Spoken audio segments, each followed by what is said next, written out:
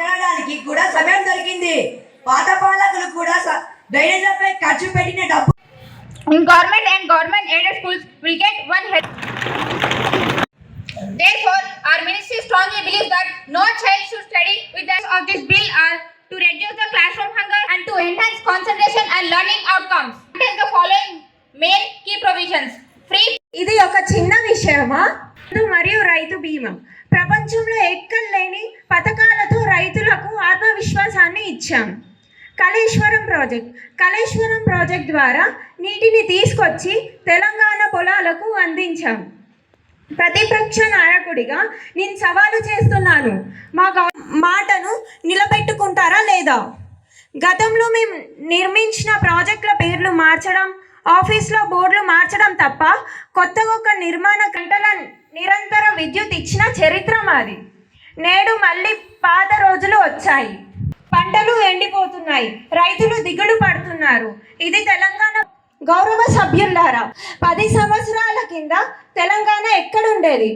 ప్రభుత్వం కేటాయించిన బిల్ ఎంత? గ్రామీణ రైతులందరికీ ఈ టెక్నాలజీ అందేలా ఉచిత శిక్షణ కార్యక్రమాలు ఏర్పాటు చేశారా?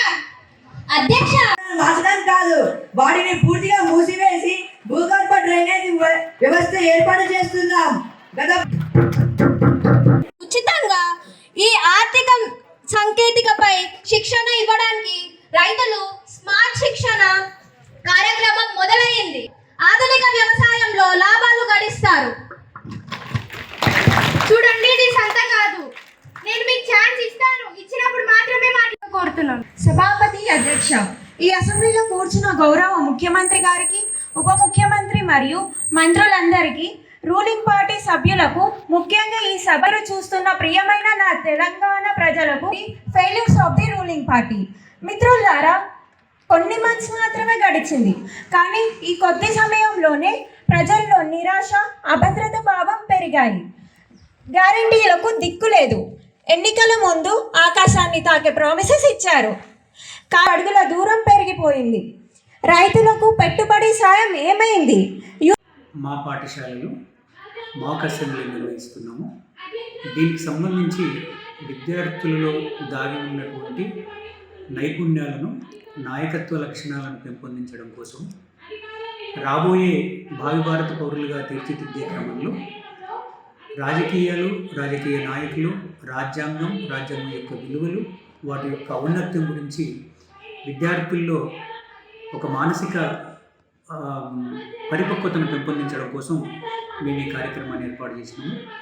ఇందులో స్టేజ్ ఫియర్ లేకుండా ప్రతి ఒక్కరూ తనలో దాగున్నటువంటి ఒక నిపుణీకృతమైనటువంటి ఆలోచనలు బయటికి తీయడము, అదేవిధంగా నాయకత్వం అంటే ఇలా ఉండాలి, రాజకీయాలు అంటే ఇలా ఉండాలి, ప్రశ్నించే తత్వాన్ని పెంచుకోవాలి అనేటువంటి ఆలోచనను పెంపొందించడం కోసం మేము ఈ కార్యక్రమాన్ని ఏర్పాటు చేసినాము.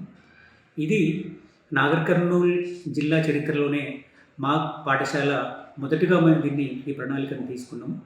దీనికోసం పాఠశాలలో ఉన్నటువంటి అందరి విద్యార్థులను, అంటే కాన్స్టిట్యున్సీగా 119 మంది ఎమ్మెల్యేలు, మినిస్టర్లు, అపోజిషన్ పార్టీ అందరినీ, అంటే ఇక్కడ విద్యార్థులందరూ కార్యక్రమంలో పాల్పంచుకునే విధంగా వాళ్ళలో దాగి ఉన్నటువంటి నైపుణ్యాలను వెలికియడం కోసం ఈ కార్యక్రమాన్ని రూపొందించాము.